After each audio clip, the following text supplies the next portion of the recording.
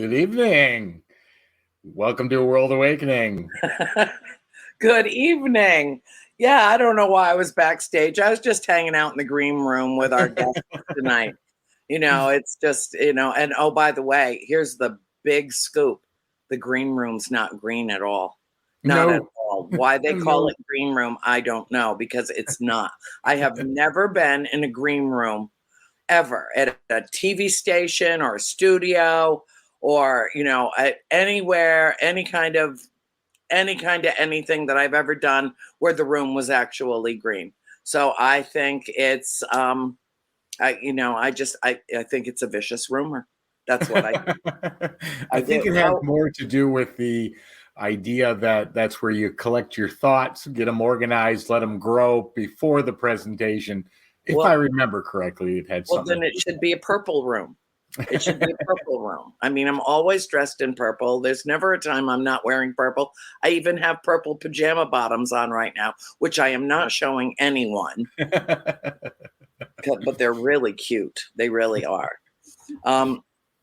Everybody, welcome to A World Awakening tonight. We have big news.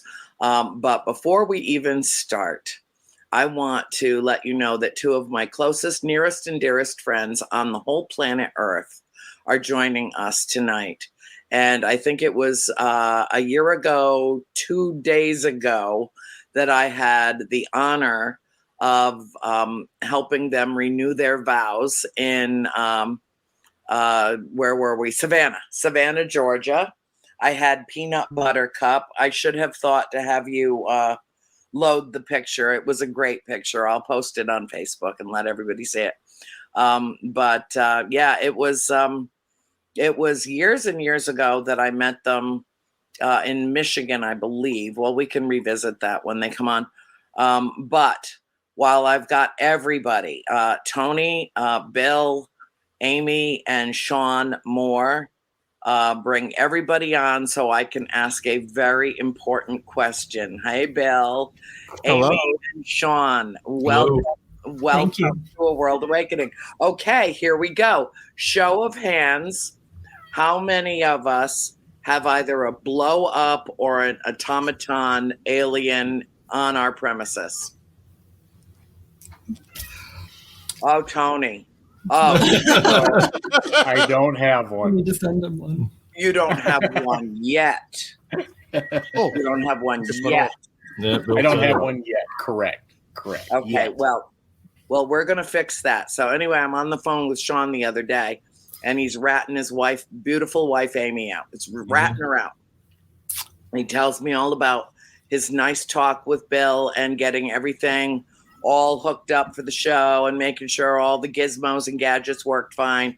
And they're having a chit chat about blow up dolls. Now, this No.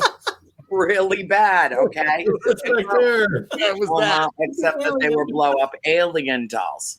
And they could technically serve the same purpose, I suppose. But that said, he starts telling me that he wanted to blow it up and put it facing out of the room, the guest room in their house, so that all of the neighbors could enjoy looking in the window and seeing. And Amy kiboshed it immediately at the suggestion, at which point I told her husband that she's nothing but a buzzkill. That's right. No fun at all. Nope. Candace is with us. Marianne is with us. I know Erin is with us. High Tech Redneck is with us. Oh, God. Jonathan is with us. We've got, and Melissa, my sweet darling, and Terry. We've got a great show for you tonight, a really great. And there's my sweet, sweet Erin. Erin, who was Amy's maid of honor. Yes, she was. Yep. And my father was the best man. Yep. And Peanut was just the peanut. I adore them more, and I've known them longer, chick. So back. So anyway, one of the things that we talked about when we had, this our wonderful little ceremony, and everything was great, and it was being filmed so that they could have it forever and ever. And now tell me if I get any of this wrong, but as we're standing in this beautiful park in Savannah, I start to do what I do, which is, I start always with "Oh Great Spirit." And apparently for the time that I was calling in all the energies and getting everybody in the cosmos involved with your re-wedding ceremony, the film went out of its mind. Is that correct? That was weird. It slowed down completely. Like it was in like slow motion. The entire thing. It was very strange. Very, very strange. I blame it on Apple products because I'm an Android guy. Oh, go figure. But then there was this weird noise too. Yeah, it was staticky. And almost Thank you very much, too. Andrew. We had a huge congregation, obviously. Right. They were listening and it interfered with her phone. Right. Yes, we did. We had a huge. That was. I don't think that was spirit. I think that was our galactic family. And they made their presence known, and it was bizarre. It was, but it certainly was the most unusual renewal of vows that I ever saw. I almost said vowels because now I'm Vanna White. Oh my God.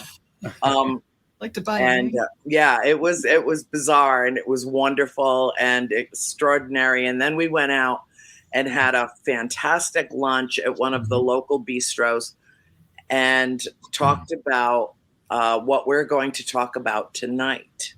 So, Bill, Tony, please feel free to jump in with any question at any time. And we're going to just start this off with a bang and start.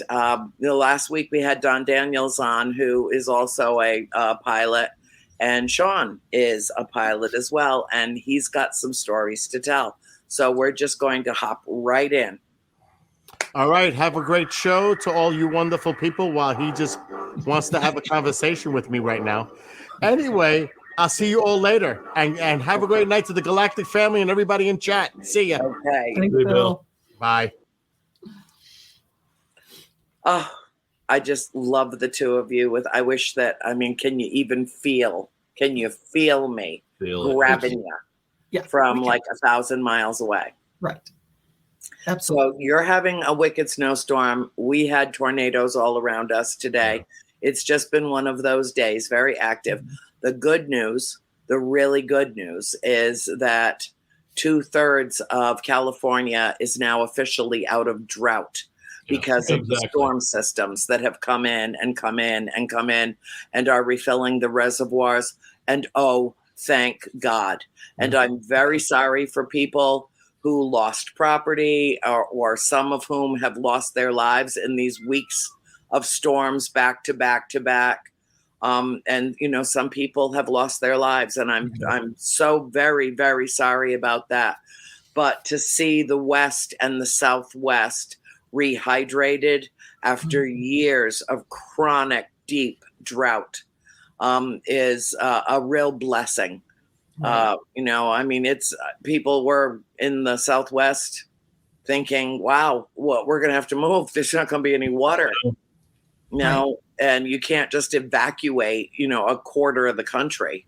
Right. So, thank God, or whatever powers that be that have switched things around to the point where I think there's places in the Sierra Nevada that have 25 feet of snow. Exactly. And if LA had a blizzard warning for the first time in umpteen years. I know it was weird. In the elevation, but Hollywood, it was snowing, Yeah.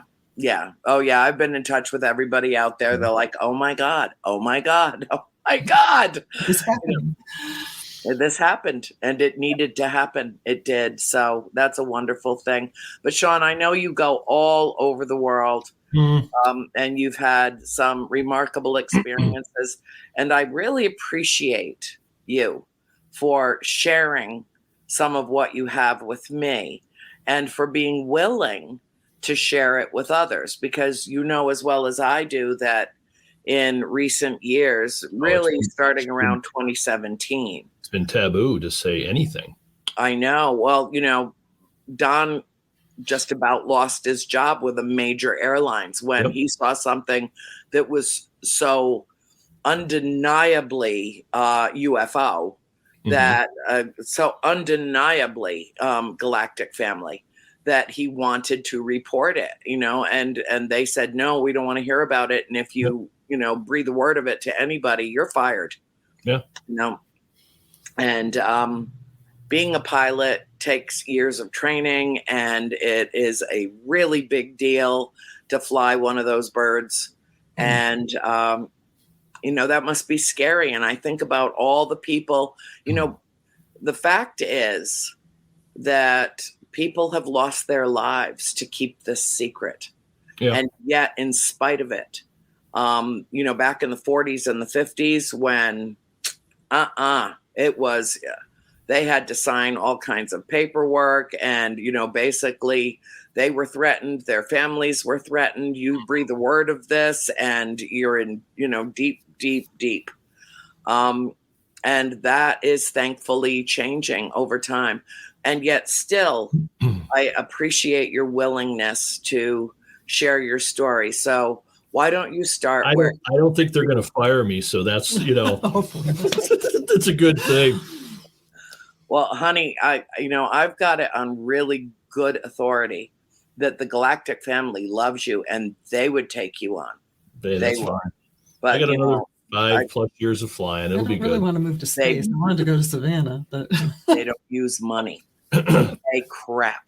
Perfect. So just not for no. When we talked at lunch that time, I said I've been flying commercial for 25 years, and you fly that long enough of 10, 12, 15,000 hours of flight time, and you're flying all over the world. You occasionally see things that you can't necessarily explain. And I'm not saying that the couple stories I'm going to share was what it was. I just know what it wasn't. Yeah. We've seen the space shuttle come in on orbit. We've seen the ISS come back in, little red dots. Meteors, satellites, shining stars. When you're halfway across the Atlantic at 3 a.m. and the sun's rising in Italy or France and you can't see it, but yet it hits the satellites a certain way. I read above the horizon. You're like, oh my goodness, what's that? But so I know what it wasn't. I don't know exactly what it was, but the first one occurred 10, 12 years ago. And it's unique when I was thinking about it. They're both along the same route, Florida to New York. Flying along, there's a lot of the times you come out of anybody you fly enough off the west or off the East Coast, they take you out over the water, and there's water routes that come up, and you come back in around Wilmington, North Carolina, and then you pick up all the arrivals. I was just sitting there. I have a tendency I turn the lights down in the flight deck, and I just look out. You've told me, be known to me. Yes. So I just sit there and watch. And that night, I'm looking, and it's 3/4 up the windshield, and I see flashing lights, and I'm like, okay, it's a satellite, it's a star twinkling, but it's blink, blink, blink, blink, blink, blink, blink. And I don't know Morse code, but I don't think it's Morse code. So I'm sitting there watching it. In the altitude at which it was, we were at 45,000 feet. And unless you were up front in an airplane to see what an airplane looks like when they're coming at you at 1,000 or 2,000 feet above or below at 50, 60 miles, they're just over your eyesight a little bit. This thing was way up.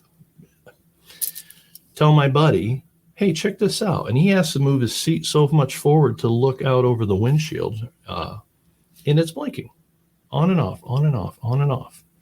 And we watch it for 5-6 minutes. And all of a sudden it goes from here to here. Almost hit me. Sorry. Almost hit her. In a half a second to a second. And that distance was probably 100, 200 miles. If you in relationship to it. And he actually lost it and moved his seat up and had to look for it. I don't know what it was, but I've never seen something like that before. It was what my sister called my little friends. Oh, yeah. And I tell her they're not that little. Yeah. The second one just actually occurred 6 months ago. Same kind of route. It was I didn't say the first flight. It was probably 2, 3 in the morning when we were doing the flight. This one was again 1, 2. It was a late night, early morning flight. Florida to New York. This time we went up around the land, and we're about Georgia, South Carolina, and it's so quiet up there. There's nothing to do. You're bored, just monitor the systems. Got the lights down, and I'm looking out, and I have a little star thing on my phone so I can see the constellations, and I know Cassiopeia, a W. And I'm just watching. I'm like, oh, it's a beautiful night. And over here, you just see a bright light, and it fades out. And I'm like, okay, again, depending on how the sun's hitting, it could be a satellite way out there. Below it, there's like 2 lights that come on and go off. And then this one goes bright, and it stays bright. 30 seconds. These 2 go do-do-do. And then one over here comes up. And I'm like, I haven't seen anything again like this. So I tell my buddy, hey, check this out. And he humors me with Everything. he humors me definitely with the paranormal stuff. He loves to hear the stories on that. Mm-hmm. He starts watching it, and he's like, what is that? I'm like, I don't know. I don't say anything on the radio. I just like to observe what it is. And the problem is you can't take at night with your cell phones. You can't videotape it worth shit. You can't take pictures because those windshields are, 2, 3, 4 inches thick. They're 2, 3, 4 ply. And just the way they turn your phones. The curvature. Yep. You can't take any good video or watching it. I say they're white lights. He's now seeing they're blue. And it blinks. We're watching it. And the thing you have to remember is when we're sitting up front and you're watching stars, as you fly along, stars will go up your windshield and you'll pass them. Right. Constellations will pass off your side. You might see Orion come up as you come off the East Coast. And by the time, if it's still dark enough, you hit the UK, Orion's so far back you can't see it. Mm-hmm. These were going down, all of them, but not all together. We get up around South Carolina, and I'm looking at our map, and I'm like, those things are around like DC. I'm like, what the hell's going to happen tonight? We go a little bit further north. I'm like, we've got the emergency frequency on. Nobody's saying anything about seeing any of this. But again, it's somewhat taboo. We get up farther north, and I'm like, oh, man, those things are like over New York. We get farther north, and I'm like, shit, man, those things are like northern Canada. And as we started a descent, they just start dipping down. But it was, again, I'm not saying what it is, but I know I've never seen through, in Starlink with Elon Musk. Those got guys and girls flying for the last year or two, because you'd be over and you would literally see a line. Yeah, it looks like a string of pearls. Stars. But they would miss a couple before they put them back in orbit. So you'd see 2 or 3, and then you'd see 1 or 2. And it's like, wait a minute, stars don't line up that way. Right. And it took a little bit to realize, oh, that's all the Starlink stuff. Yeah. But it's, I don't know. It blew my mind. And it's like, it is what it is. Well, if I could be so bold. Please do. To suggest that they are making contact with you, that you are a contactee. Now, I don't know what drew you into being a pilot. I talked with Don about this earlier. I know a lot of pilots. Right. I have to correct you from last week, though. What did I say? You met all your pilots through UFO conventions. That's right. Not you. Through a paranormal. Right. Yeah, what was it called? It was a Strange Escape. Strange Escape. Yeah. Strange Escapes. Yes, Mackinac Island, I believe. Yes. Yep. Yes, which was magical, freaking magical. Tenny and I had one of my best experiences there. It was, you were with us, I do believe. Well, we figured we'd go down that road too. Yeah, we were standing with Tenny that night. Yeah, Tenny was right next to me. Yeah. Yeah. And and the big, what was that? That was the big orange orb that suddenly appeared out of nowhere. And I asked him if there was a lighthouse at Mackinac City, and then because it was white, and then it like tripled in size, and it went into like an orange burnt sienna color with a corona all around it. And like everybody that was with us saw it. And I just looked at him. I said, Tenny, that ain't no fucking lighthouse. And we started off, I know we're getting off, but we started off and you're like, okay, see that. And I go to John and I'm like, well, that's the 11:35 American going to Heathrow. Right. And that's Lufthansa going over there. And I'm like looking at the wrong spot. Then I start looking over here and I'm like, oh, what the? I'm like, no, this can't be happening. I'm like, It was really cool too, because we were in the middle of a rotation. So we had like 40 or 50 people with us, some coming down the huge sprawling lawn. Right. And the ones that were with us didn't want to leave. Right. And Amy Bruni comes down, she's like, okay, it's time to move No, we're not move along. And everybody's like, nope, we're staying right here. That was the night I saw a vessel. And I would say at least a third to a half of the people present. Remember how the Milky Way was just like all across the whole sky? Yeah, the whole sky. Yeah. The whole sky. It was just incredible. And it started to the east, I believe it would be east, and went all the way west. And it was a perfectly round orb. So it was a circle, but it had a boundary and a corona on it, but it was translucent. You could look right through it and see the stars. And a boatload of people saw that one. Yeah. And it's hard, because it's like, I'll see something and I don't want to plant a seed in their mind, of, I want them to tell me what they're seeing, right. But that one was spectacular. Yeah. And I just couldn't help it. I was like, just follow my finger, just follow it. And there it is. And there it is. And there it is. And it went the whole curvature of the earth and then gone, just absolute lights out. It wasn't gone, of course. It just, the only way that they can tell me that, they're there, but they're not there. And I told Tenny when we got back on shore at Mackinac City to pick up our cars, I walked over to him and I said, John, ever since I saw that, everything, it's like it's impaled in my third eye. It's like everything is filtered through it. He said, I mean, not a man of few words, unless, of course, let's get him going, right? Unless you get him going. I mean, he agreed. He understood exactly what I was saying. It was an impaling moment. It was one of the most spectacular things I've ever seen. And then, I believe it was the year after that, I saw exactly the same thing over a cornfield that had been leveled in November, I believe, the following year. And I was with Jeff and Lynn bowling. And that was the first time she had ever had a sighting.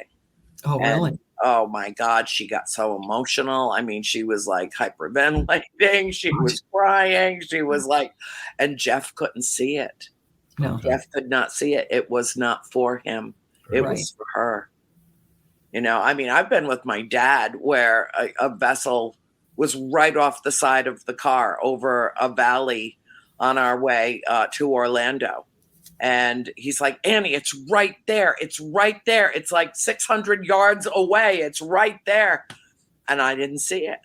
And I told him, Dad, it's not for me. It's for you. Right. And that's part of their little game.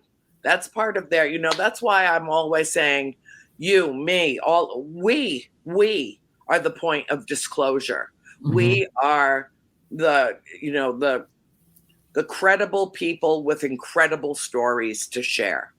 We are the ones. Everybody wants to listen to us. Right. Well, people do. I don't know why, but they actually do. Right. I got my little show here and, this really is a wake up call for all of humanity.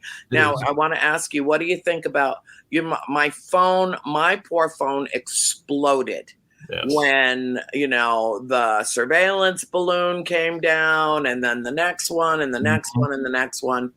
And, now they're saying, well, we've tweaked our radar so that we're catching things that are higher up, but that one of them was at 40,000 feet, which could have gotten in the way of, and that's the issue too. Even at 40,000, not necessarily that far north in Alaska, because now you're starting to pick up polar routes is what they call. Right. Special training. You got to carry a boatload of equipment. God forbid you go down. But there's still airlines like A380s can go up to 40,000. So it's still an issue, a safety issue. Yeah. Yeah. Well, everybody wanted to know if they were shooting down our galactic family. And I was so touched. I was like, so many people wrote to me and they're like, are they okay? Are we shooting down the good guys? Oh my God, what's going on? What's going on? And, I don't know how to answer that, except that after the second takedown, I went outside the next morning and I looked into the north sky, because that's where my vessels seem to hang out for some reason, always due north. And I just looked up and I said, just tell me, are all you guys okay? And all of a sudden, it was flash, flash, flash, bright flashes in bright blue morning sky, not a cloud in the sky. And it looked like sparklers going off. And what they were saying is, yeah, of course it wasn't us. We're not that stupid. Right. We play with you guys, okay? Right. I mean, if you saw the film footage off the USS Nimitz, which, nobody wanted to release. It was because pilots actually broke their own rules to do it. And then Elizondo decides he's going to leave. He's upset and he's going to leave DOD and start being, he didn't leave DOD. They said, here, you go out and you talk about this and you you run with it, see where you goes. When you do that. Right, exactly. I told her when the balloon was the balloon. Yeah. It was one in Alaska and the one a TikTok balloon. In the one in Michigan by Jeff's, he said it was a couple miles, and we're talking about it. And I honestly said, it's probably a university, privately owned, what they eventually came out and said that it probably But the one that still blows my mind, and I know you and I chatted about it, is the one that was on radar and then it was off radar. And yes. Then, okay, can a flock of, and this is in general aviation, can a flock of birds cause a blip on a ATC radar? Yes. Yes.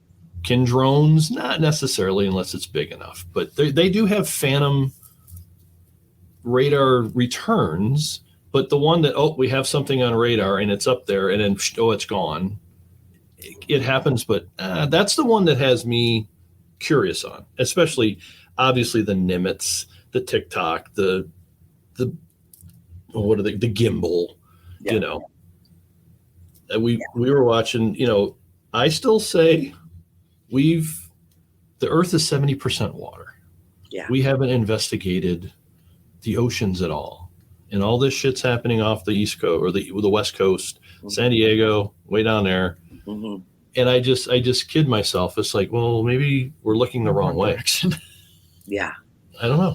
Well, from the film footage that was captured from the fighter pilots off the Nimitz, there were several captures of that. There's, if you really look at the film footage that was released and listen to the pilots, it's different voices, it's different releases. And one of them, I believe, dropped 60,000 feet in 2.5 seconds and then went underwater and maintained the same speed underwater as it had in the air, going against the current. That's crazy.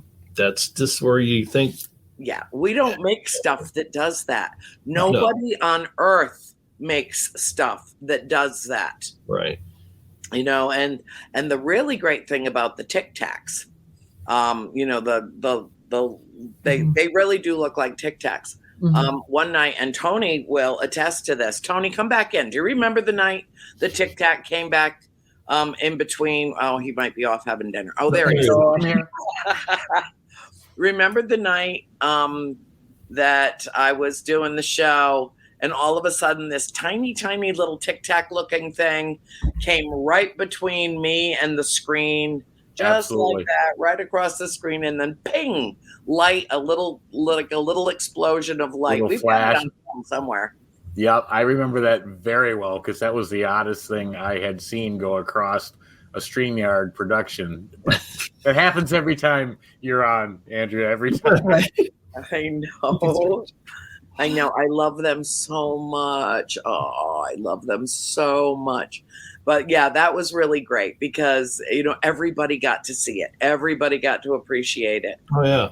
And, every now and then I'll have lights and sparkly things going on around me. I was just finishing up a film with one of my producers not long ago. She came, since I'm in Georgia, she came to Georgia from LA. And when we were done filming, and it's for a film about extraterrestrials. And when we were done filming, I stood up from the chair that I was sitting in, and we were in an Airbnb, and I felt like an earthquake happened. As soon as I stood up, it was like the entire house just like shifted off to the right.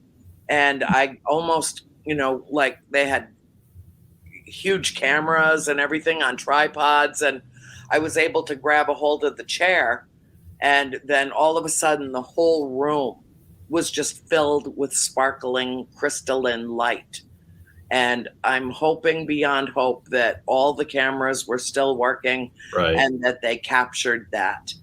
And she just looked at me and she said, I think we just got the Galactic Family seal of approval on this project. That's awesome. I think we did. So I'm hoping, I don't know, but I'm hoping that they were able to capture some of what was going on. Well, and we looked at each other weird when you said the sparkling. That could be down the road, a little story on that. That's just, No, tell me.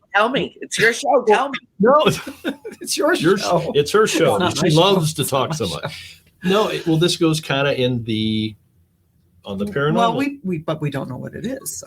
When we're doing the paranormal stuff, we've experienced the little millisecond firework of like that last few seconds of after a firework has exploded. Okay. Yes. And I'll drop names. Okay. It was a few years ago. Time, it was at the Hinsdale house. Yeah, we've been there a few times. Mm-hmm. We were upstairs and I saw it at first. And then we went back up, three of us upstairs, and then Amy saw it and I saw it, but I didn't say a word. And she's like, did anybody see? And that's how it was. Yeah. I think it was that year we went up to Michigan Paracon. Mm-hmm. When and you know me, it's when the speakers were lecture on theory and different things like that. Yeah. And somebody came up, it was the first time ever they talked about these little balls of light.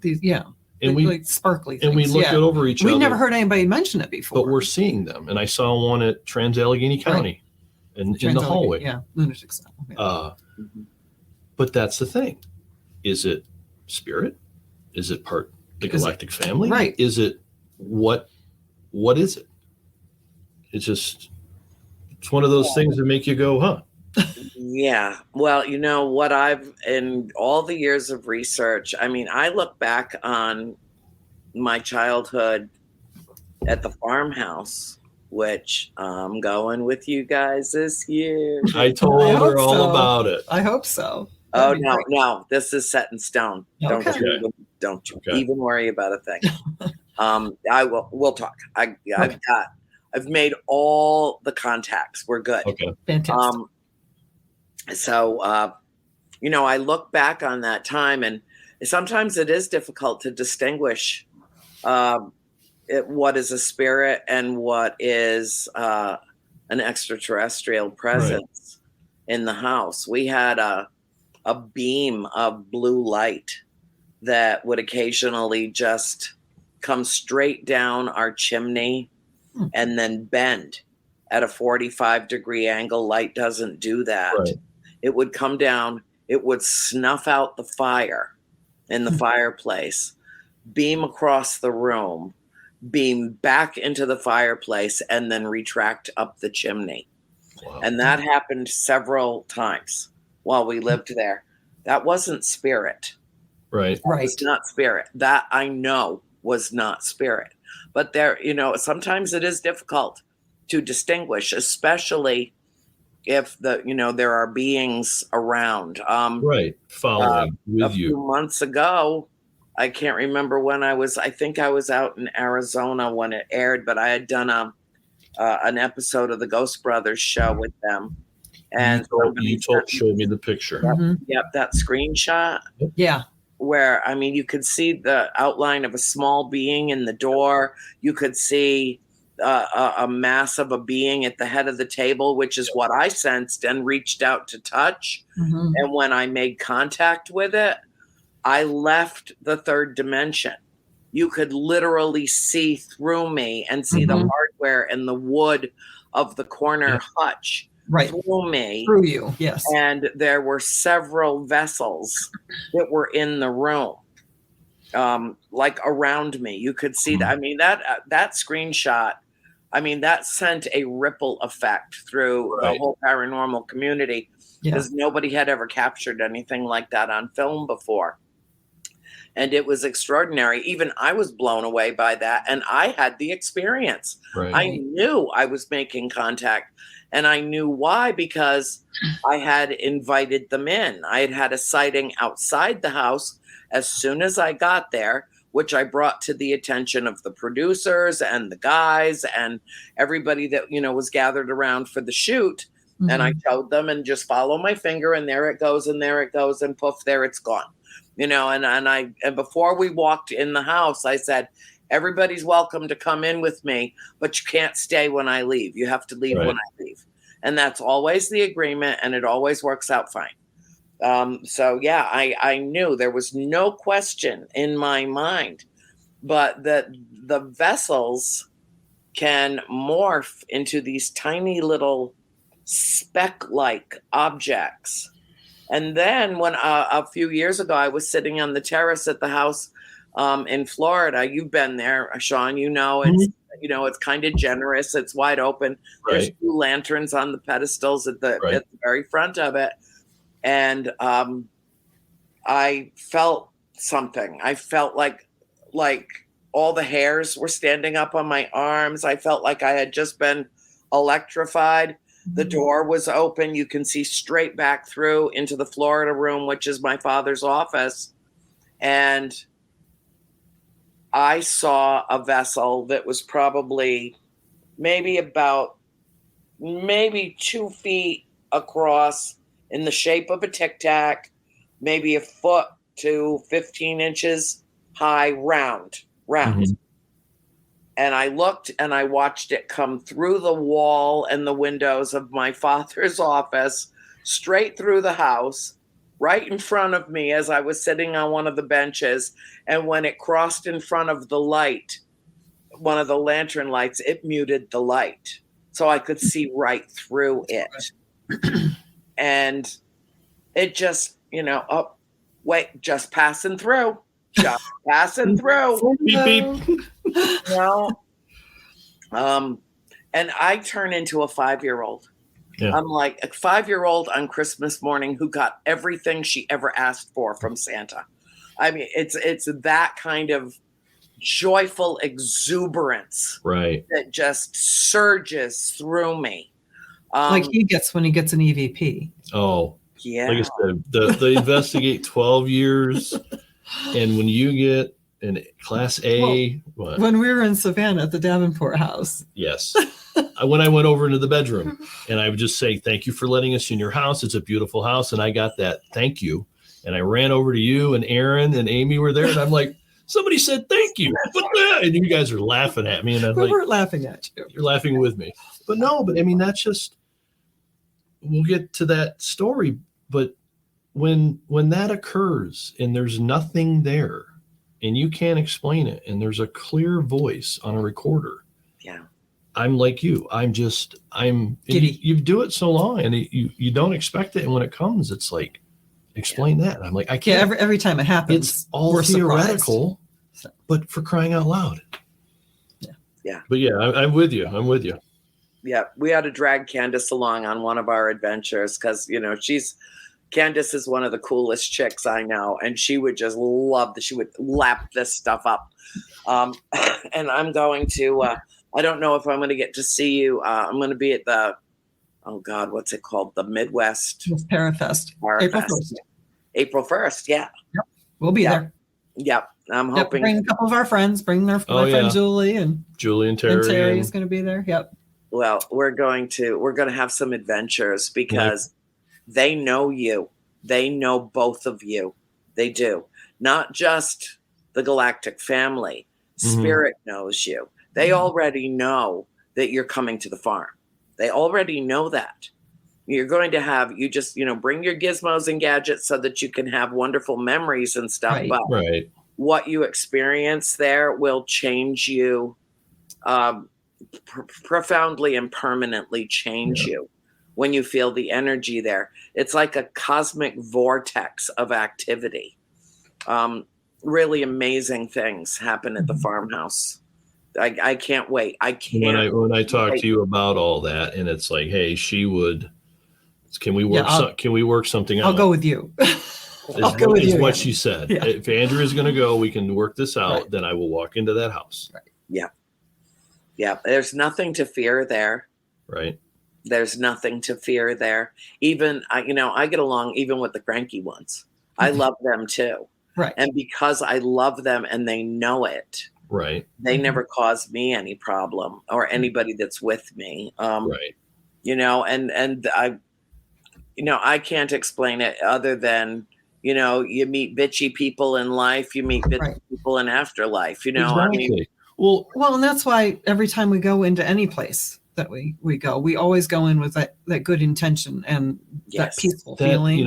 Make a t-shirt, intent. Yeah. We don't go looking for trouble. We're going into their home. And I always laugh that some of the places you go that, there's somebody mean or something.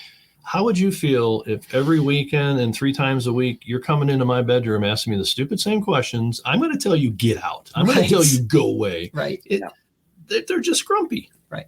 Yeah. We've been to places that I'm sure there is something dark there.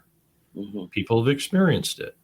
We have, we sent you a little bio. I mean, over 100 investigations at 60 some 5 locations.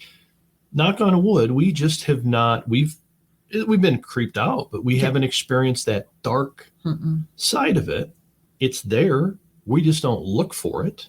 Mm-hmm. Right. We don't encourage it. We don't try to bring that part out. I guess. Like the Hinsdale House. So we know. I mean, reputable people in the community have had bad experiences, and I believe them. Yeah. But it's a freaking, if anybody's, it's creepy. It's a dead end road out where we grew up in Western New York, out in the middle of freaking nowhere. It's just creepy to get there. Mm-hmm. But, but we just never, we've experienced some creepy stuff, but nothing that's made us turn around, you know? Right.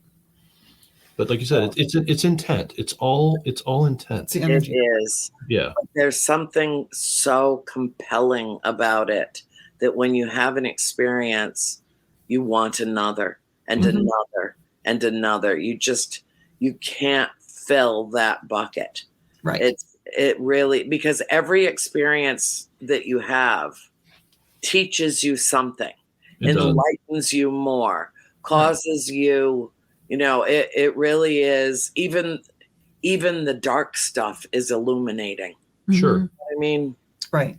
It's not a counterintuitive concept. Right. You're learning something. Like Marie Curie said, I have as one of the quotations at the beginning of the show, paraphrased, basically, nothing is to be feared. It's merely to be understood. Right. Now is the time to understand more so that we may fear less. Exactly. And this is from a scientist. Right. Mm-hmm. Leonardo da Vinci 600 years ago wrote about the incredible flying machines, and that once you're up there, you never want to come back. Yeah. And then he designed an airplane and a helicopter. Right. 500 years before they were invented. Right. Mm-hmm. Yeah. Okay. Now, where did that come from? Where did that come from? Probably when he went for a ride. Yeah. Probably on the vessel that would bring him to his home planet. Yeah. I firmly believe that we know nothing compared with what there is to know. Yeah. Right. We're all just feeling our way through the dark, trying to find the path, trying to find our way to, a spiritual ascension and awakening, achieving a level of knowledge that will enlighten the world, and then that's why oh God, I love paranormal people. I truly do. I mean, we are the most open-minded, truth-seeking, loving, eclectic group of people on the planet. Why not? Well, and each experience that we have, each place that we go, each experience that we have raises new questions. So then we start searching for those answers. Oh, we have a question. Yes, exactly. We have a question. Shawn, do you think the environment at a commercial airline has changed regarding UAP reports now that the government announced FAA involvement in data collecting incidents with pilots? Good question, Bill. Wow, Bill. I said no questions this evening. Thank you for listening to that one. I'm not taking questions. I'll revert that over to my wife. I have no idea. He's like that. I think it will. I think it, like Dan said last week, he had a group of pilots that would talk about this. Where I am, nobody really talks about it. Well, but you also don't fly with all that many people all the time. You have a very strict back team. up a little bit. I'm a commercial pilot that flies for a fractional airline. It's basically timeshares on business jets. It's the movie stars, professional It's the really athletes. rich people. Yeah, it used to be the 1%ers, and everybody wanted to be a millionaire. Now we call it like the half of 1%ers, and everybody wants to be a billionaire. Yeah. And I've been privileged that for the last 5.5 years or so, I mean, I'm just kind of with 5 pilots and 2 flight attendants on one airplane. So I have a little family. But before that, we were still a little bit of a family. You never had that conversation. I mean, people up till a couple of years ago didn't even know we were into the paranormal. And when they found, you know how it is. Now you get accosted every time they see you. Well, yeah. Oh, you're that guy. Oh, do you have any stories? I heard about you. Yeah. Right. Well, you don't know where it's going to go. They're either going to say, you look at you like you have 3 heads, or they're like, oh, that's so want to cool. Talk to you for 3 hours. I've got questions. But back to Bill. I think it will change slowly. I don't think because of the culture that we've all been through for the last 10, 15, 20, 30 years that crew members are just going to start out and whip out NASA reports. And that's what Dan was kind of hitting on last week. It's called the NASA report. It's a ASRA, or aviation safety reporting something. That's what we would fill out, or we never filled out. You'd see something. No, I'm not going to do the paperwork. I mean, that's how it was. Mm-hmm. I think because you were fearful in a way of a reputation of, oh, you're that guy, or ramifications of your employment. I would hate to say that somebody would get fired over it, but that's people have. Yes, that's the culture that you just keep your mouth shut. Yep. I would hope people would be more comfortable now that the government has a couple agencies set up to maybe explore this, but it's gonna take a bit of a time for people to be comfortable and confident enough to open up again, if that makes sense. Yeah. Again, my opinion, but that's the biggest frustration for me, is that the lying liars who lie in the government to keep this, worst kept secret of all time, right, under wraps, treat us like, we are, they spoon feed pablum like we're babies. Mhm. Like we just can't handle this. And I remember. Really, aren't there a lot of people who can't? Okay, Amy, I knew you were going to go there. Fuck, You knew I was. man, I knew. Remember that little meme that came out during COVID, and it had the alien next to all the empty shells, and it was toilet. What? First of all, how the hell did the toilet paper thing come about? Right. And it said you can't handle the toilet paper shit, let alone this. Right. Yeah. No, I know. No, Amy, I knew you were going there. I knew you were going there. Give her 51 minutes, she will open up. Yeah, I know it. Well, no, first of all, Amy, this is what I know about you. You are extremely intuitive. You are very sensitive. Whenever you make your beautiful jewelry, I hope people know there's, you do stonework and all kinds of, you make the most beautiful, beautiful jewelry. And I know that you're like a conduit, like you're channeling energy into this extraordinary work that you do. And I'm so pleased and proud to be the owner of several pieces of your stonework. Is just extraordinary. But I know that you're bringing energy in. Mm-hmm. You're like absorbing it, and as you're working and doing the handwork and the pieces, you're literally transferring that energy. It's literally being absorbed into the stones and into the the pieces that you create. Right. Now that kind of level of creativity is cosmic creativity. And that's what you do. And I hope you did include a link to your store. Okay, good. Anybody that's watching, you do yourselves a favor and go look at this woman's work. And, really just to own one piece of it, it feels so special. It feels like it's the only thing that you ever want to wear. You can feel your energy in it. I think Erin's got one of your pieces or more too. And she just got a new piece too. Yeah. I think she just got it a few days ago. She's like, I had to have that. Had to have it because it spoke to her. Right. And so that's it. Well, that, everything is one thing. Everything is energy and consciousness. Yeah. Right. So that's that thing that's going on with you. Right. Is also going on with Shawn. But it's going on in a different way. Right. He's not sitting in a cockpit creating something. They're communicating with him. That is a direct line of communication. They know exactly who you are. They know exactly where you are. You are protected. When I'm sitting next to somebody on an airplane and they're having a nervous breakdown, like my friend from Afghanistan, who was terrified to fly because she was literally the last person out on a cargo plane the day that the airport fell in Kabul. Okay. She was terrified out of her mind. And I just I held her hand. I didn't know her. I didn't know her at the beginning until she grabbed my hand and held on. And I put my arm around her and I held her. And after we got in the air and she was finally calm, I said, Sahelia, you're sitting in the safest seat in the skies anywhere in the world right now. And she looked at me and she's like, why would you say that? And I said, because you're sitting next to me. Yeah. And I travel with my own security detail.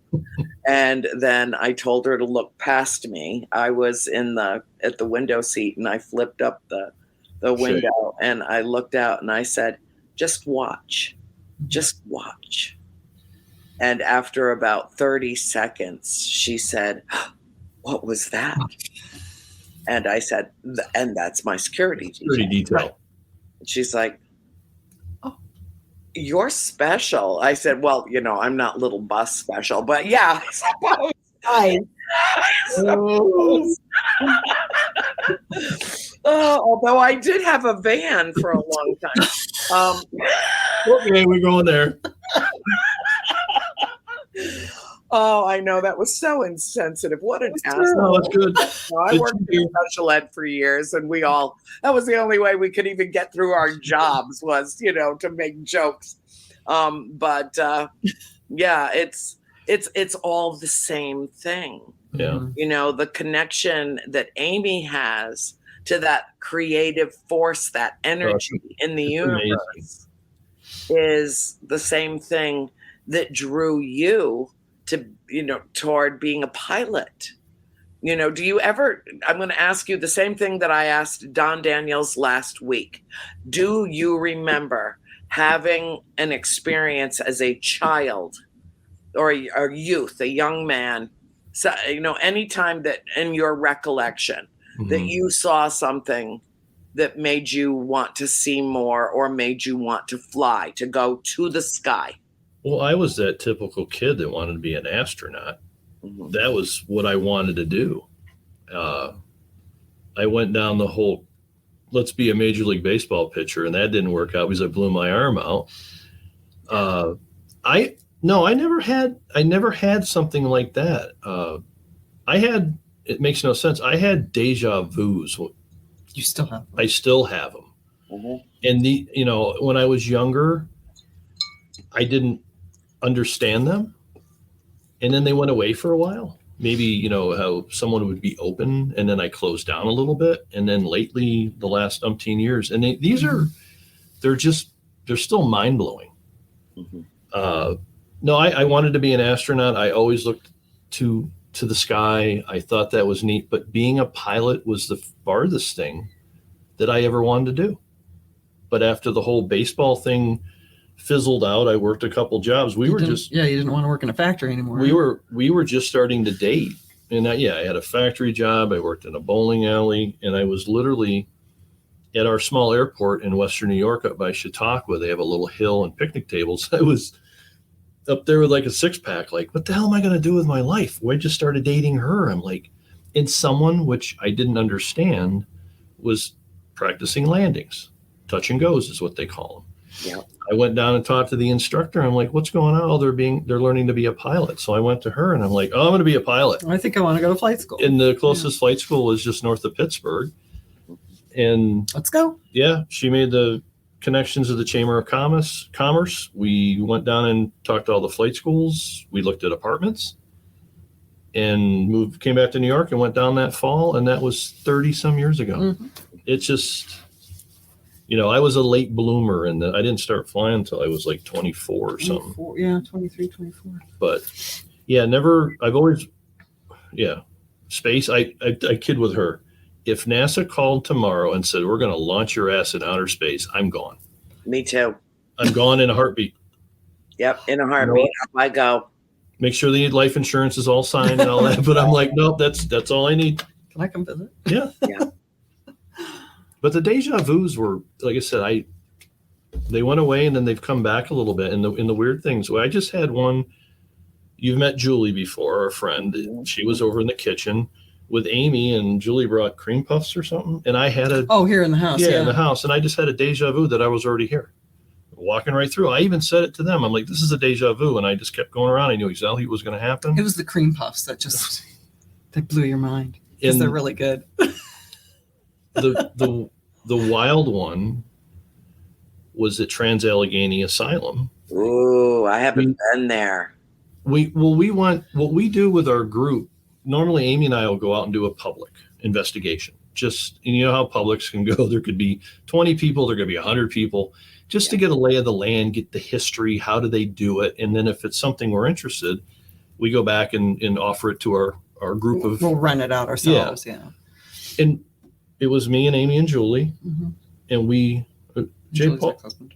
Oh, and her ex-husband was with us. But we come down this hallway, and I'm like, this is a deja vu. And I said, if you guys walk to that room and walk in that room, you're going to see a table and 2 chairs. And if you go to the next room over there, it's going to be a bathroom with this and that. I have never been there in my entire life. And I was 100 feet away. You did that at Eloise, too. And they walked in, sure shit.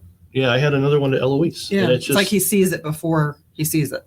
Yeah. But I'm Polish, so maybe that's part of it. I don't know. See, I see everything's backwards here, the Polish flag. But yeah, I know it's a stretched out thing to your whole thing about, flying and stuff. Well, I don't know what it is, but I feel like each one of us has a purpose to fulfill. And when we find it, we know it. Mm-hmm. We have a job, a mission, a message to bring into the world and to leave behind. Whether it be literally what we create with our brains, our hands, what we actually create, but also whose lives we touch.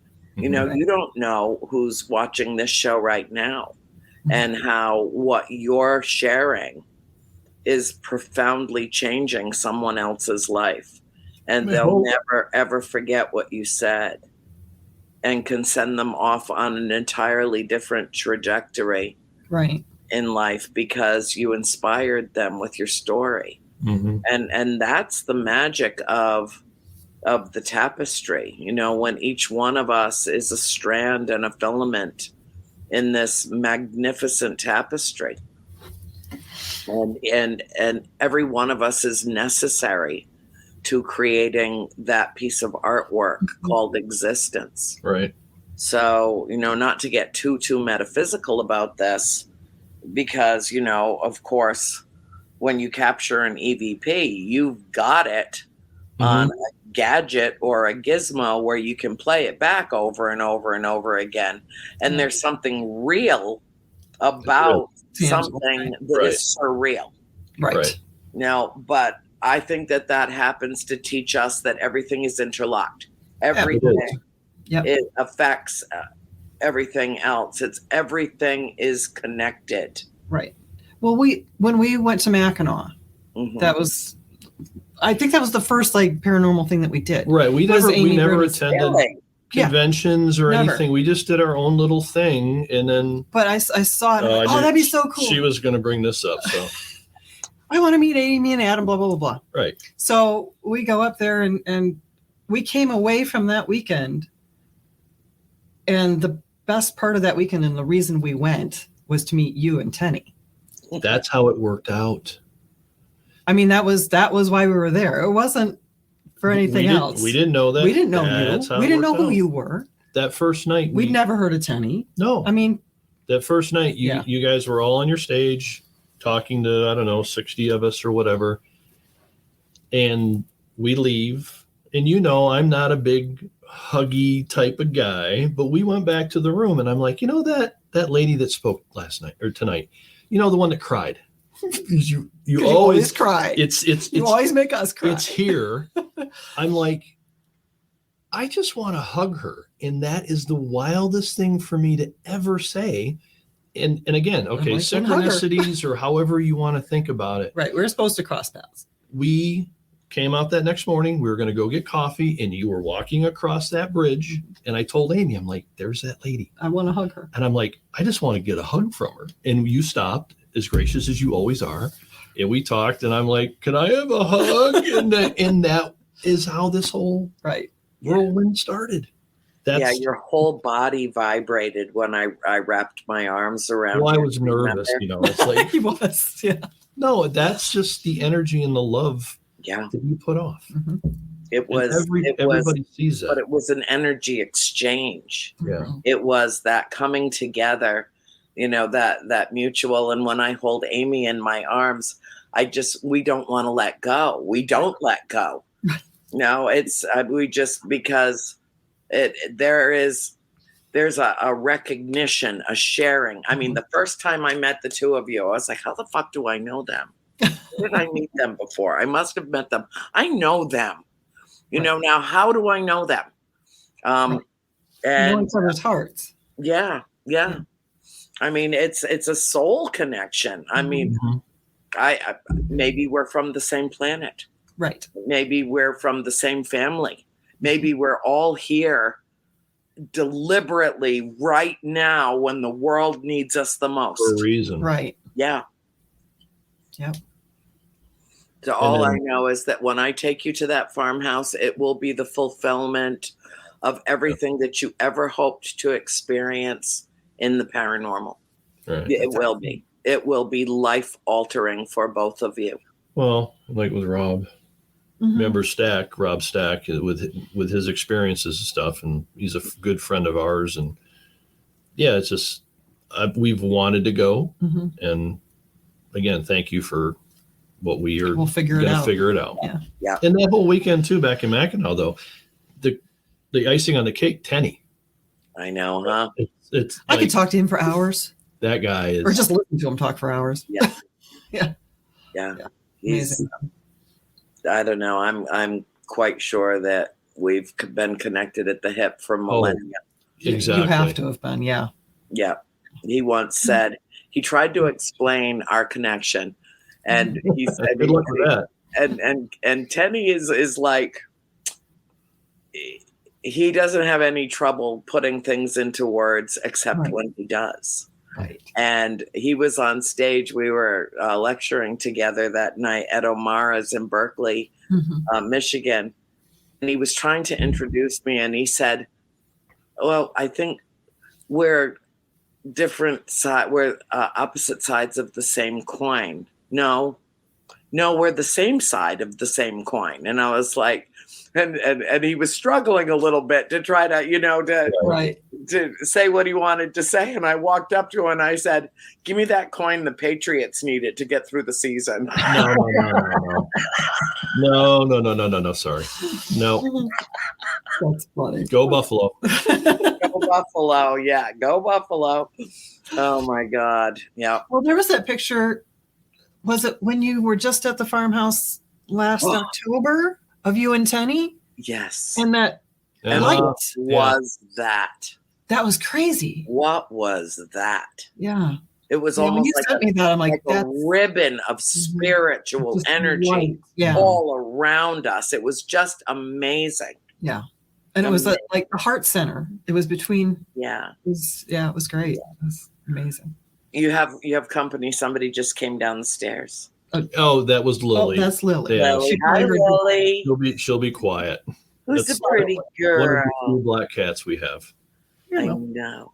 I have a way of mesmerizing people's animals. I get people send me pictures all the time of their animals watching me on my shows. Yeah. This was the one. Yeah, this was the one that was watching you. They're like, oh my God, what is it about your voice? It makes my cat fall asleep. I'm like, great. I'm even boring the animals to sleep. Great. Calming them. Oh, speaking of which, excuse me, just one little cameo. Because where's the princess? As soon as I said something nice about someone else's animals, this one, hear the kitty? Do you hear the kitty? Behold! Behold, did your baby? As soon as I said something nice about your cat, she rolled over on her back like, ignore the cat and scratch my belly. Yes. Right. There's my baby. There's my sweet baby. Well, she loves World Awakening. It's her favorite thing to do every week. And just before we start the show, she'll look at me like, I'm ready for my close-up, Mr. DeMille.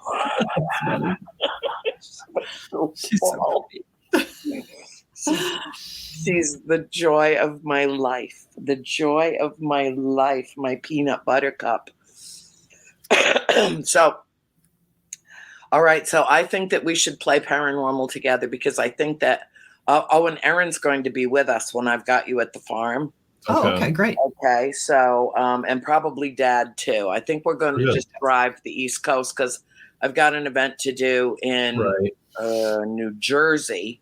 Yeah, on the 28th at a university, I think. I'm not sure yet. Greta's taking care of everything because someone has to run my life. It would be Greta that does that. And someone needs to keep me on the straight and narrow, and that would be Erin. And when I'm up in Michigan, Ohio, Wisconsin, anywhere up in the upper Midwest, Lynn and Jeff take care of everything. Oh my God. How lucky am I? How lucky am I to have the most wonderful friends the most supportive people in my life. And Lenny and Jeff, they'll drive me anywhere. They'll take me anywhere. They'll do anything. I mean, oh my God. When it's time for me to leave Georgia, all I have to do is call Erin and say, could you come get me? Right. It's only like a 7-hour drive. She'll be there the next day. Not like she lives next door.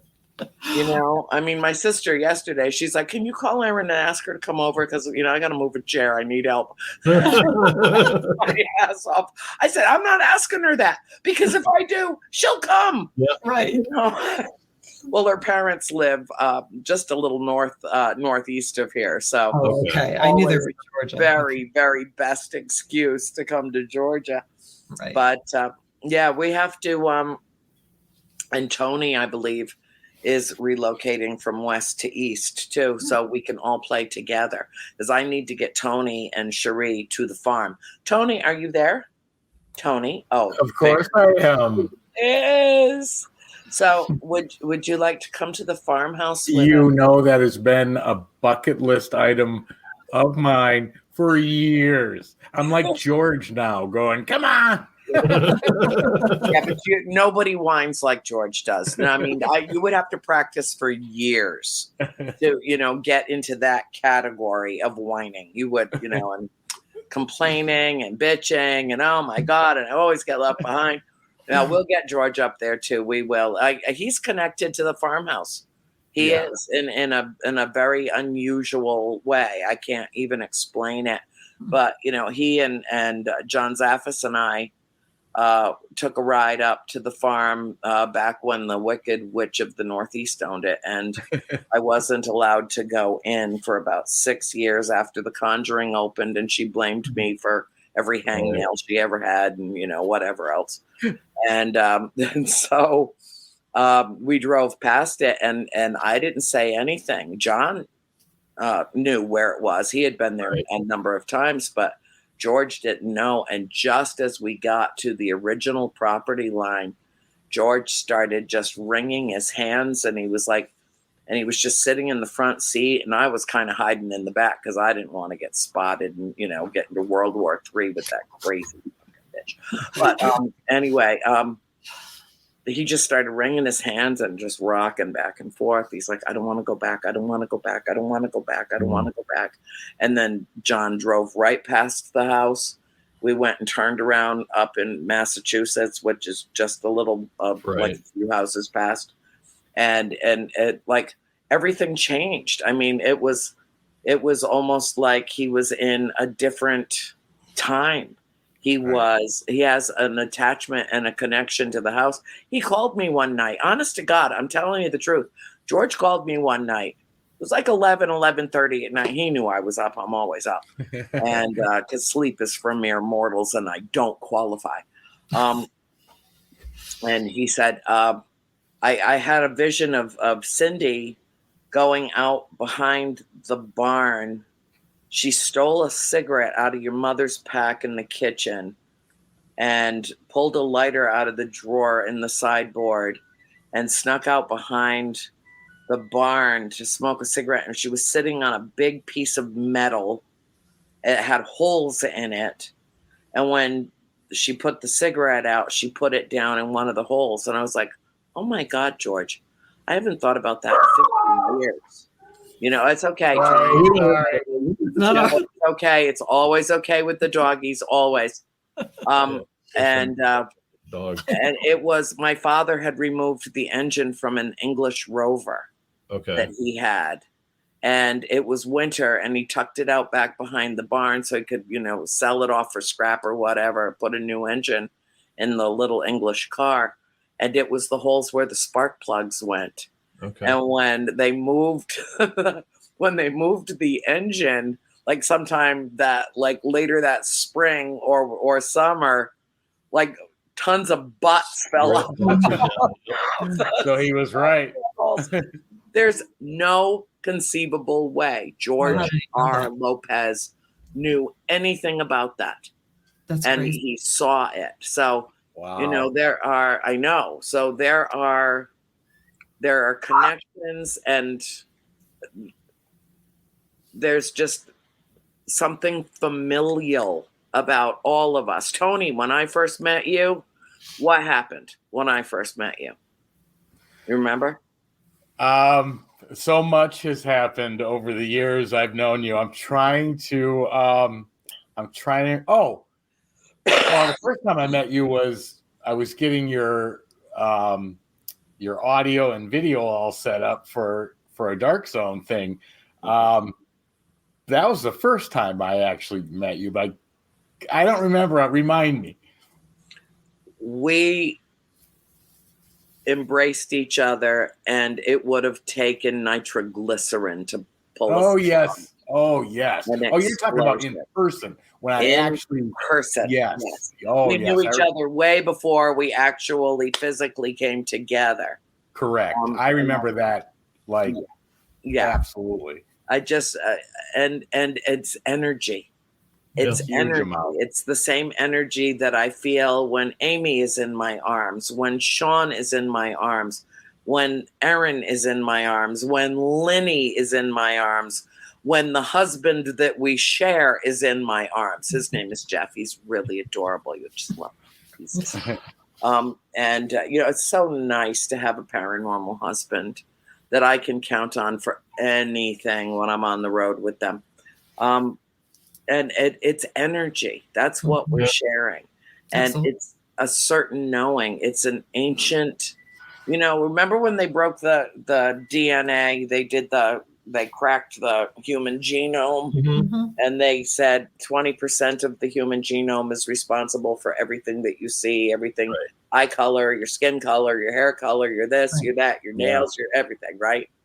And then they just kind of dispensed with the other 80% and said, they called it junk DNA. Well, really? What if that's our whole ancient lineage? Right. What if that's each of us has our own personal Akashic record, right, of our existence throughout time, our soul record, and now 20 years later, they're saying, oh, we should probably take another look at that. Well, you're all a little slow to the party for one thing. I know, baby. I know it.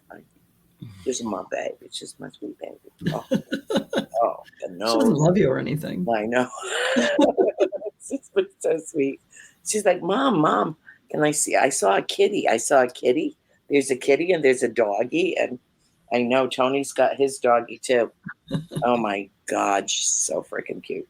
So and it's I think that it's something that I think that paranormal is normal. Supernatural is natural. Right. It's just my experience. Maybe I've just experienced so much in life that it feels normal to me. It feels natural to be surrounded by spirit.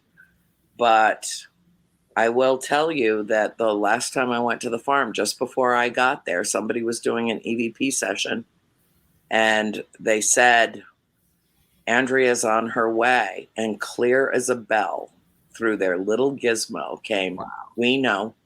Right. Of course they know. Of course they know. And they know you're coming too. And I'll get to introduce you to so many extraordinary people. I can't wait. Yeah. That'd be cool. Extraordinary people. It will be the experience of a lifetime for you. It will. Sure. I promise you that. I'm sure. Yeah. So tell me about some other places that you've been, because, I had an experience at Pennhurst that I'll never go back. Okay. Really? Pennhurst to me was very dark and incredibly sad. Well, it was very sad. Yeah, I'll give you that. I'm the only one that goes through the reviewing of the video and the audio and all that. And I'm literally, Pennhurst is getting tied in with the Savannah Theater that we did. And you said the sadness. And that was a very sad place. The Mayflower building on that second floor. It was just the two of us.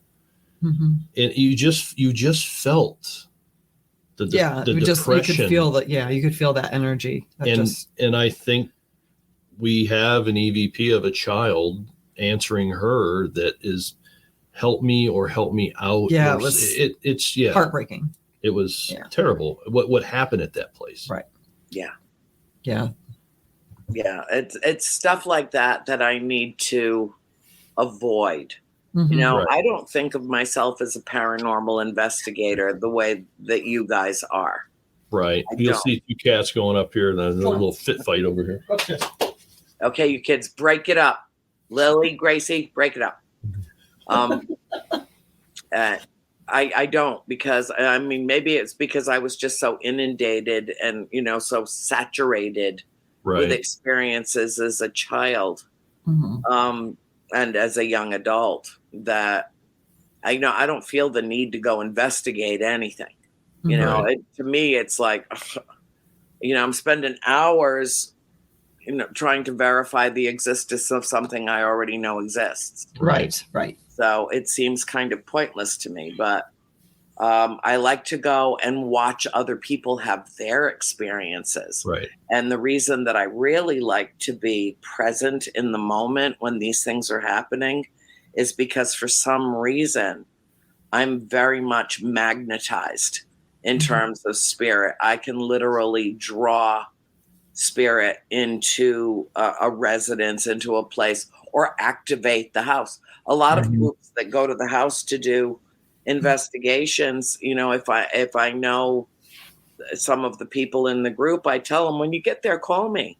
Well, we're not going to even settle in till like 10 or 11 at night. Fine, call me. Right. And I'll introduce you to the spirits and I'll activate the house for you so that you can have the experience that you're there to seek, knowing that these are folks that are going with the right intention, that are going there with love in their hearts, that are going there to learn and to experience and to be touched by spirit in a unique way in this incredible place. What I always call a portal cleverly disguised as a farmhouse. Right. And so because I'm so familiar with everything that's going on there, I don't feel the need to go to other places or have other experiences. Right. I like to go to see places, like old bed. And I fall madly in love with the architecture. Like I was at the Southern Mansion in Cape May, New Jersey a few years ago. Bruce Tango brought me in for an event. What a beautiful building. What an active building. I mean, I had some extraordinary experiences while I was there. Right. And it was great. And the people were great.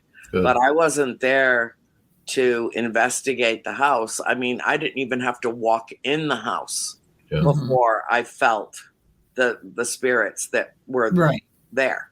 Right. So what I do is I operate kind of as a conduit. And also with the galactic family, also a conduit. Right. And so I just let their energy come through me. And when other people are having pain or they're having issues that they can't resolve, I'll embrace them and I'll tell them to give me the pain, and then it's gone. It's just gone. I don't hang on to it at all. You've done that for friends of mine. Have I? Yes, you have. Oh, I'm so glad to know that. You have. Absolutely. Yep. Oh, I'm so glad to know that. That really is gratifying. Yeah. Because really, she knows who she is, who I'm talking about. She better be watching. Hopefully she didn't lose her power again.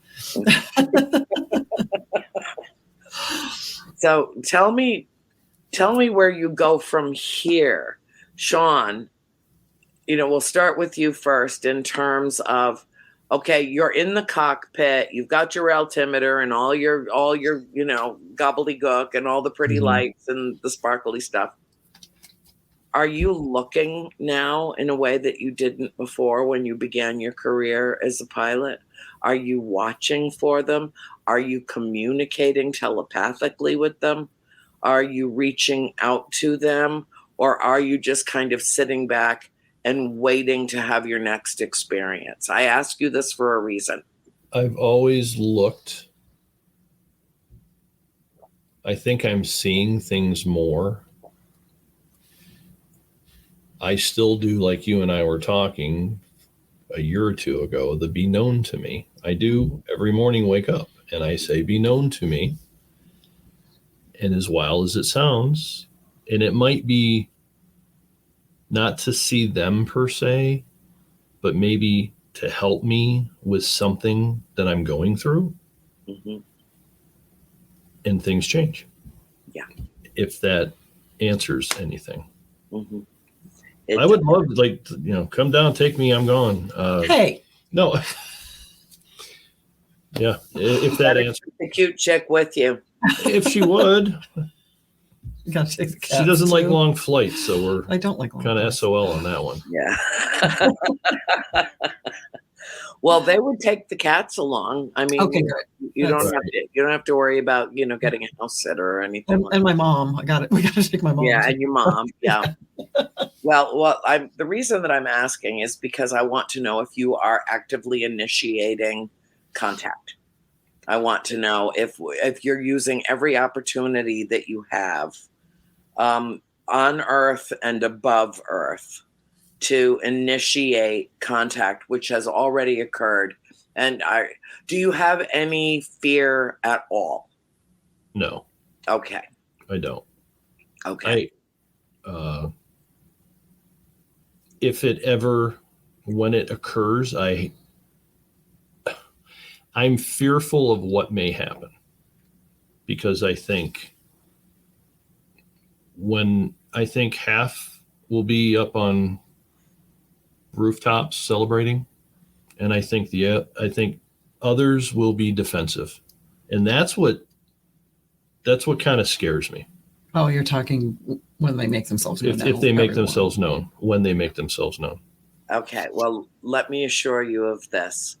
You are loved. You are higher loved. This is a different, it's not like human love. It's not.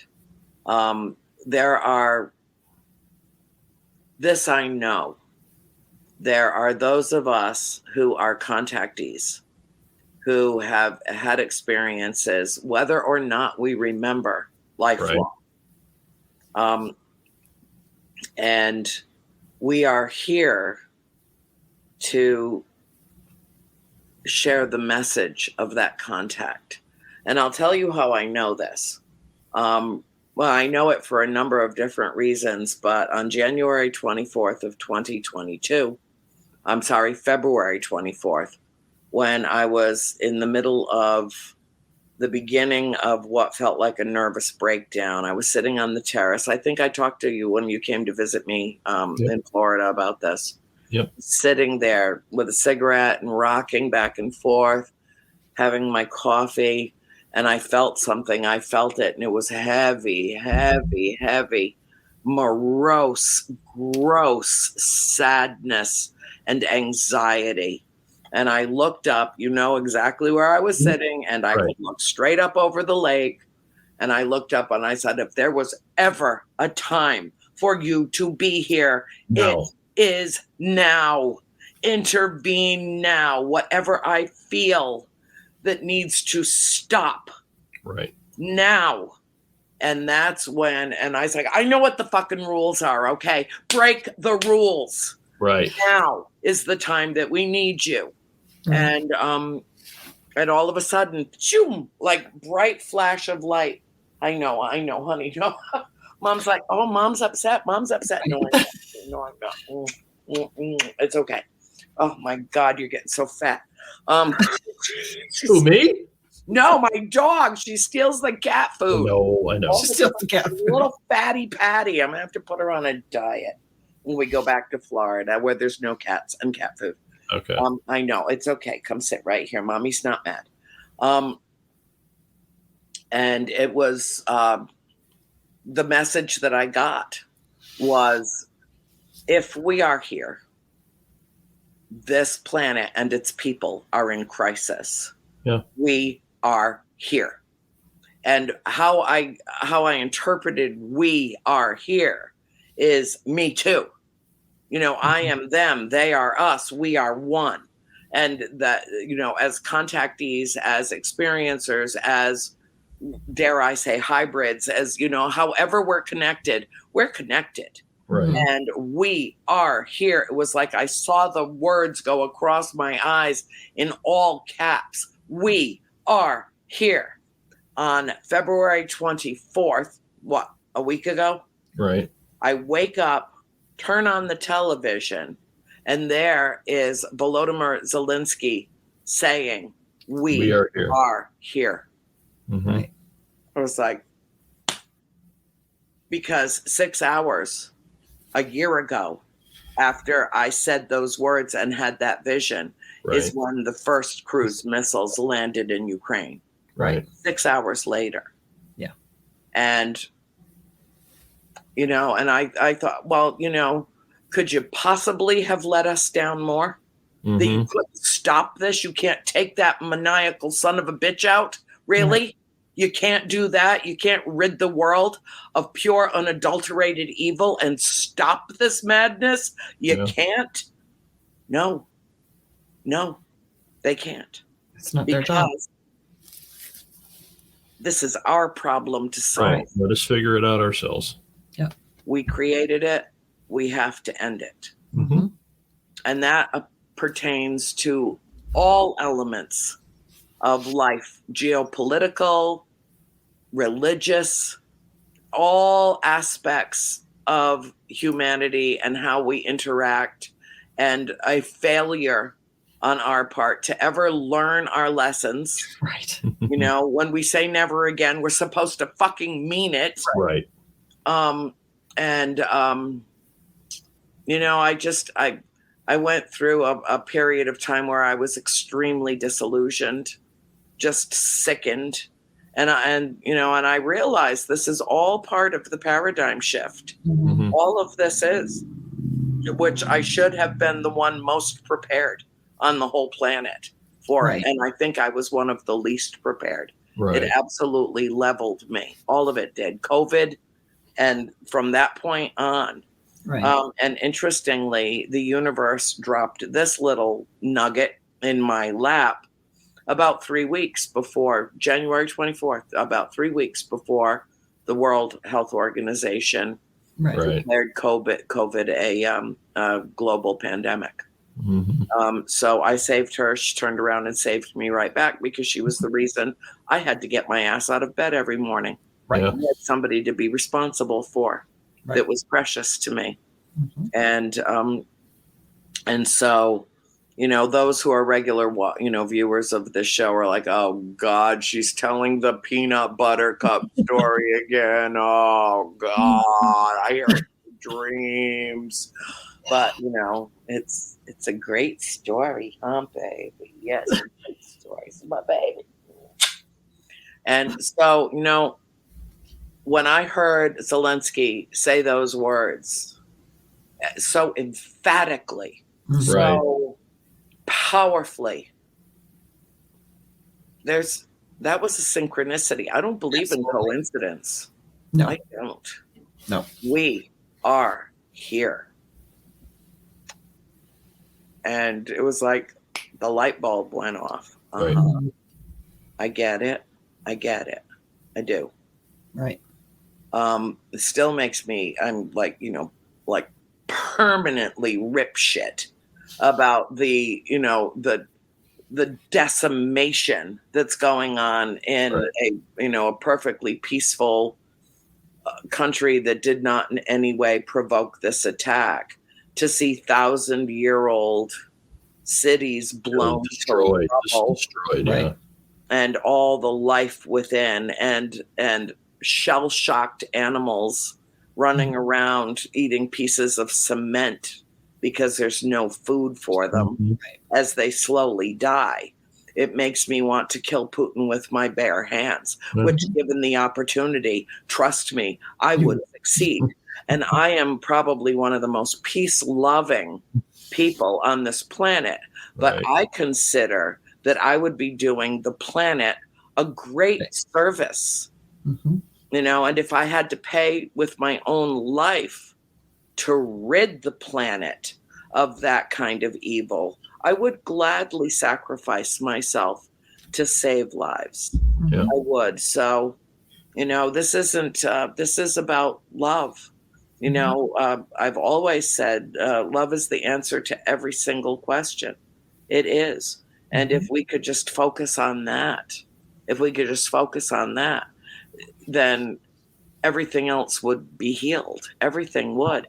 But, you know, getting back to that, the galactic family, they love us so much that they can't intervene. They can't crack the shell for us. Right. We have to peck our way ourselves. out. We do, so that we can build the strength to live outside it, just like a baby chick. Right. So they can give you a little nudge, but yeah, on our own. Exactly. So I want to take you to the farm, and I want you to experience. Where's Erin? Is Erin still in the chat room? Erin had some experience. She's been here the whole time. Where are you, Erin? Oh, there she is. They cannot save us from ourselves. No, they cannot, baby girl. Oh my God! If that poor thing. When we travel together, she's trapped inside the same car with me for 7-8 hours at a time. I'm sure she loves it. She loves you. I love her. I do. And, you know, the same with Jeff and Lenny too. It's like blah, blah, blah, blah, blah, blah, blah, blah, blah, you know, and I can't even help it because there's so much to share, because there's so much in our junk DNA that's connected. It's connected. And I don't know why, and I don't know how. But Shawn, I want you to, in the future, when you're flying, especially when you're flying in daylight, and Amy, I want you to do this too. Oh, I got it. I'm gonna get kissed by a fool. Where's Tenny when I need him? I have an itchy nose. That means is that what it's a sign? Okay. That's what Okay. I want you to start watching for something that I started seeing about maybe 7 or 8 years ago. And it looks like a strand of DNA in the sky. Okay. And it takes different forms. I call it, it's ghosted. And just before I see a vessel, just before I see it, I see a strand of what looks, remember we were talking about this when we were having lunch. Right. And it looks like a bird. It looks like, it's like this, and it's got a body, and then it goes off on the other side, and it looks like a strand of DNA. And I believe, and I see different ones. I see like 4 or 5 different ones. One that looks like a backwards question mark. One that looks like a bird. Another one that looks like a heartbeat monitor. Things like that. And I think that that's the DNA of the different races that we're communicating with, whether it be the Anunnaki or the Arcturians or the Pleiadians or the reptilians, who get a really bad reputation. They're really not that attractive.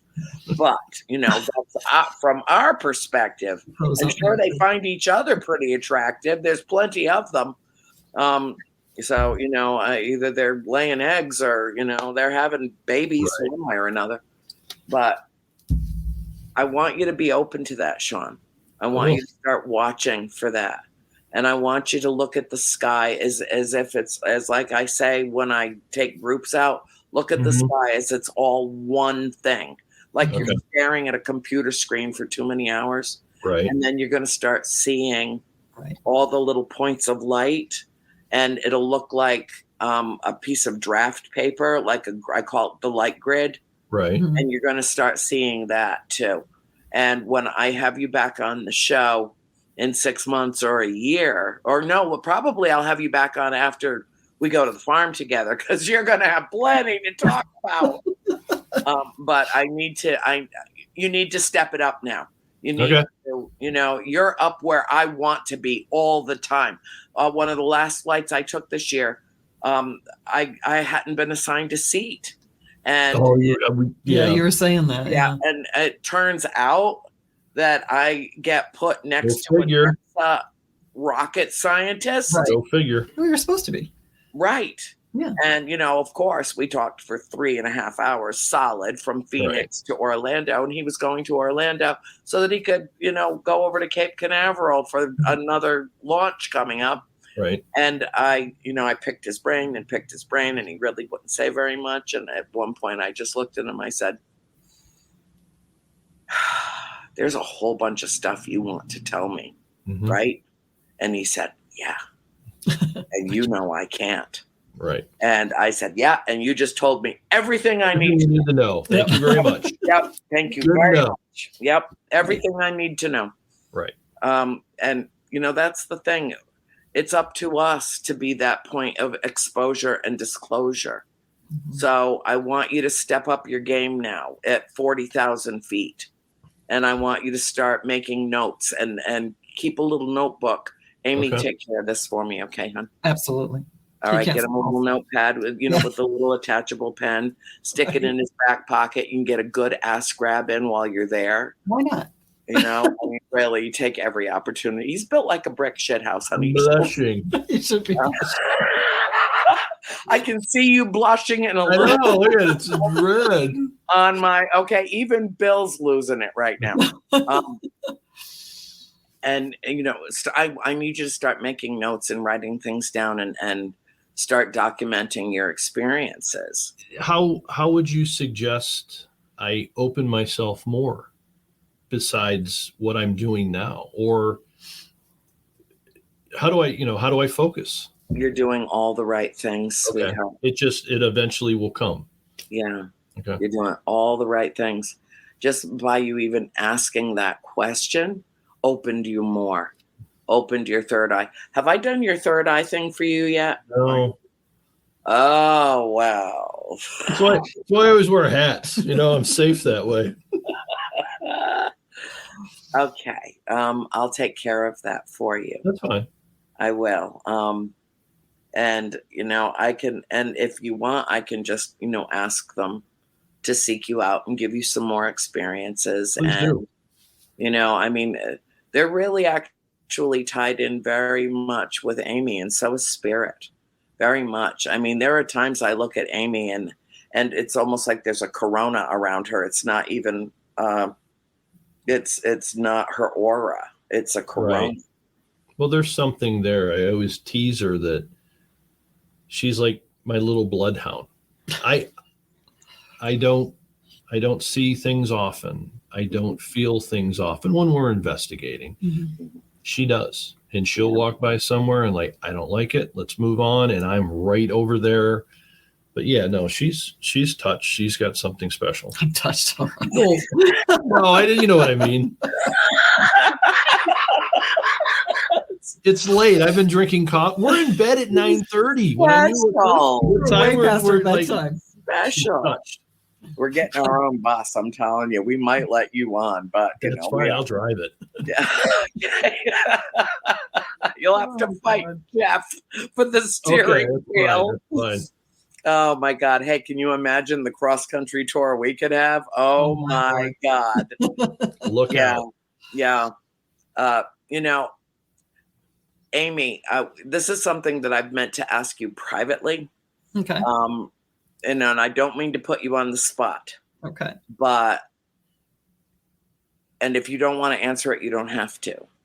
But when you are honed in, focused, and in high creativity mode, do you feel differently? Oh, yeah. Absolutely. Okay. Can you describe it?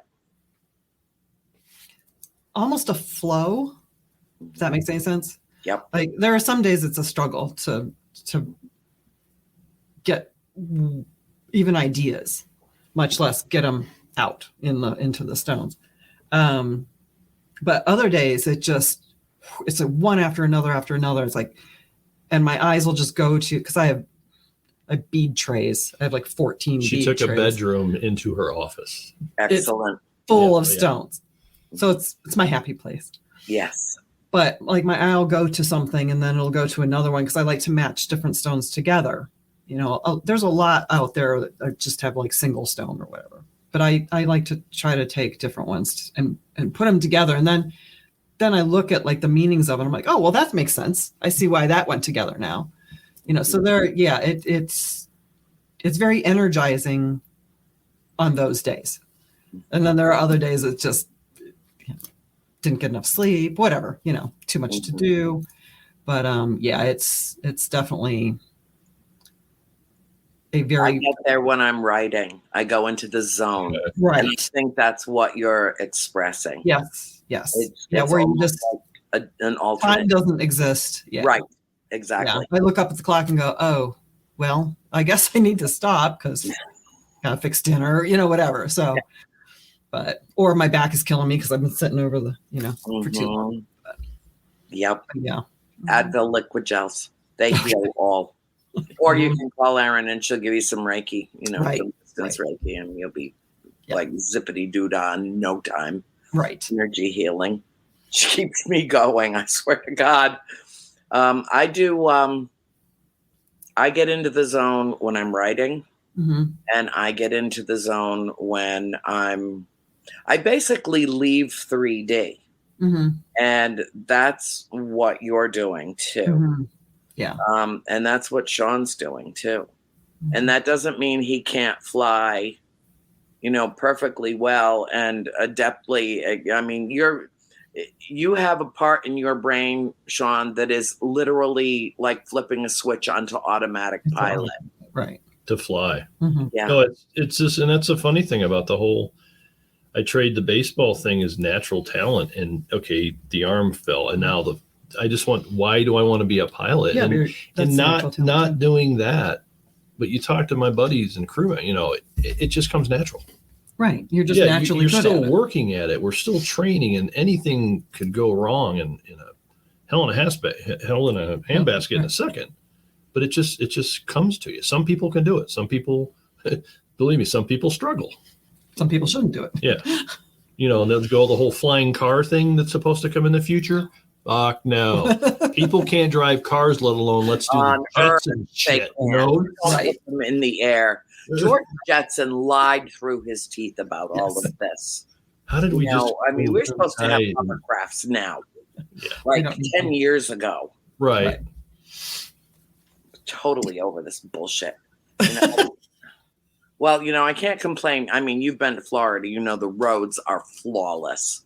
So, I can't talk about the roads. But in Ohio. No, I've driven in Ohio. I know.